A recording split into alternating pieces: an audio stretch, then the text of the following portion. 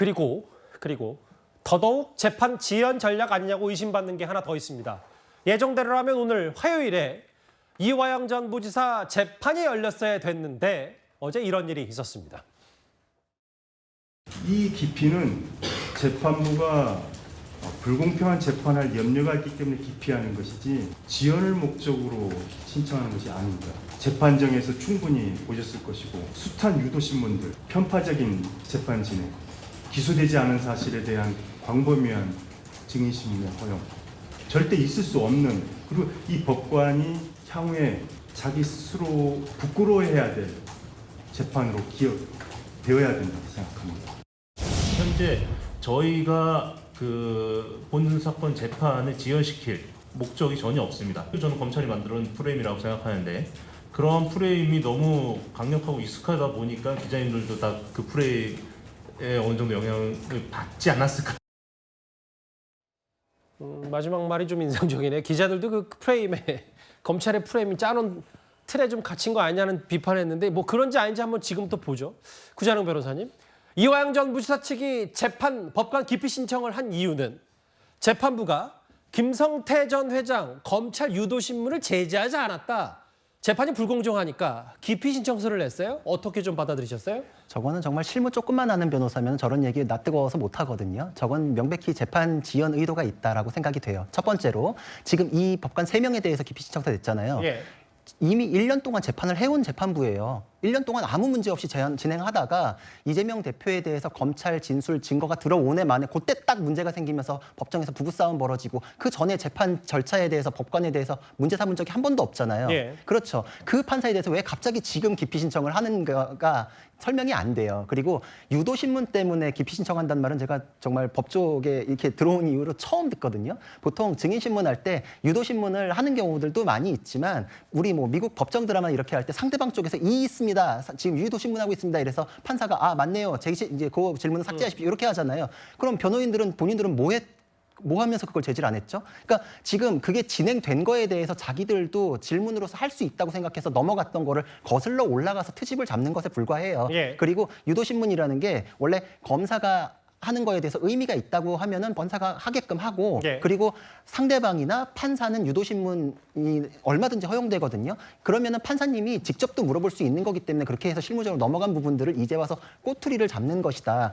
그러면은 결국 지금 이 상황은 뭘로 해석이 돼야 되냐면은 최근에 영장이 3번째 발부가 됐는데 영장 하나당 6개월씩 구속을 할 수 있는데 얼마 전 발부됐기 때문에 내년 4월 정도까지가 이제 6개월 기간이 될 거예요. 예. 근데 그럼 보통 구속 기간이 만기되기 전에 판결을 내려고 서두르거든 재판부는 항상. 그러니까 적어도 한 2월, 3월 정도엔 판결이 날 수도 있는 그런 사건이 되었었는데 원래라면. 그렇죠. 근데 이 기피 신청 때문에 그게 뒤로 더 넘어가 버렸다. 이렇게 볼 수 있습니다. 그러니까 구 변호사 말씀은 결국은 그러니까 이제 이화영 전 부지사 측이 기피 신청한 게 이번이 처음도 아니고 당시에는 기피 신청했을 때 이화영 전 부지사 본인이 내가 선임한 변호사 아니다라고 철회를 했었던 부분인데 이제 와서 기피 신청하는 게 그리고 재판부 이게 지연 전략, 고의적이다 이 말씀하신 것 같은데 오늘 검찰도 입장을 냈어요.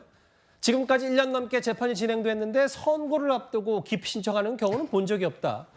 일종의 재판부 쇼핑이고 사실상 보복성 기피가 비슷하다. 재판 공전을 이렇게 설명했는데 어떻게 좀 받아들이셨습니까? 아니 기피 신청이라는 게 없는 게 아니잖아요. 예. 권리잖아요. 권리를 행사하겠다는 것이고 예. 재판은 전략입니다. 검찰은 뭔가 유죄를 입증하게 하는 것이고 그다음에 그 반대편에서는 변호인 측은 우리 무죄를 입증하는 것이고 예. 그러니까 유죄가 아님을 입증하는 것이죠. 그러니까 그 부분에 있어서 전체적인 재판을 봤을 때 이게 우리에게 유리하다. 봤을 때는 재판부 기피 할 수 있습니다. 하라고 돼 있고요.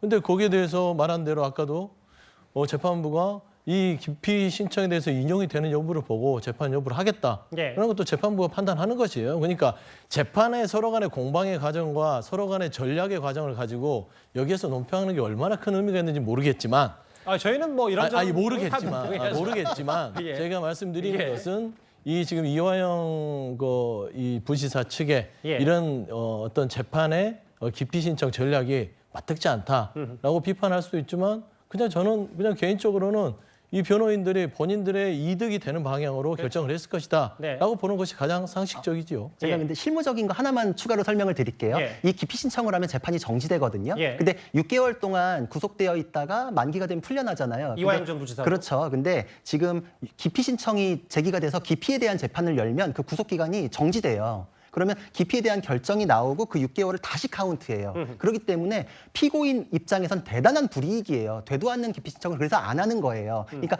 이화영을 위한 기피 신청이라고 보기가 어렵기 때문에 아 이게 전에 접견 온 사람들이 당에 대해서 명확한 입장 보이는 게 좋지 않냐 부인하고 그런 대화했던 거에 연장선상에서 이화영 본인은 생징역을 살아야 되는 것에도 불구하고 총선 뒤로 연결한 거 아니냐라는 내용이 나올 수 있다는 것이죠. 그러니까 이제 구 변호사 말씀이 결국 서영주 대변인 이건 것 같아요. 예, 예. 그러니까 이화영 전 부지사 피고인 본인에겐 전혀 유리할 게 없는 기피 신청을 혹시 예전에 검찰과 혹은 뭐 여당에서 주장했던 이것도 일종의 사법방해 아니냐라는 얘기의 이제 얘기인데 어떻게 그러니까 보세요? 이제 구 변호사의 주장은 이제 이화영 전 부지사를 비판하기 위해서는 그렇게 할 수 있지만 예. 그냥 이 한 말씀을 할게요. 이화영 전 부지사 이 주변에도 변호사들이 많이 있고요. 예. 법률가들이 많아서 다 판단하고 하고 있다로 가름하겠습니다. 알겠습니다. 뭐 일단 재판이 또 멈춤 상태가 됐기 때문에 다들 이제 재판 지연 전략에 대한 의심을 여당에서 좀 거두지 못하고 있는 것 같거든요.